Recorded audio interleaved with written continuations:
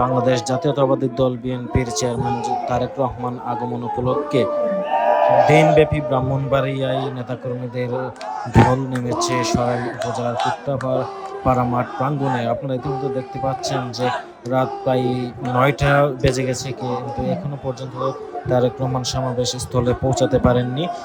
তবে নেতাকর্মীরা অপেক্ষা করছেন তারেক রহমানকে এক নজর দেখার জন্য, এবং সাধারণ জনগণও কিন্তু দূর দূরান্ত থেকে এসেছেন, এবং দেখা যাচ্ছে যে প্রায় লক্ষাধিক সাধারণ জনগণ, মানুষ, নেতাকর্মী সহ কিন্তু এখানে উপস্থিত হয়েছেন। আপনারা দেখতে পাচ্ছেন যে ছাদের উপরে কিন্তু জনগণ অপেক্ষা করছে তারেক রহমানকে এক নজর দেখার জন্য।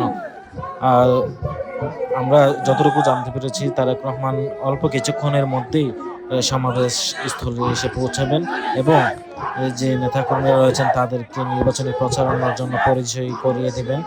এখানে উপস্থিত আছেন ব্রাহ্মণবাড়িয়া জেলার যে সকল নেতৃবৃন্দ সহ, এবং কেন্দ্রীয় নেতাকর্মীরা কিন্তু এখানে উপস্থিত হয়েছেন ইতিমধ্যে, এবং চারপাশে কিন্তু আইন শৃঙ্খলা বাহিনীরাও কিন্তু কঠোর নিরাপত্তা দিয়ে যাচ্ছেন। এখানে আমরা ইতিমধ্যে দেখেছি যে আইন শৃঙ্খলা বাহিনী কিন্তু রাস্তার মধ্যে যে যানবাহন ছিল জেমে, এবং সাধারণ জনগণ দাঁড়িয়ে ছিল তাদেরকেও সরিয়ে দিয়েছেন।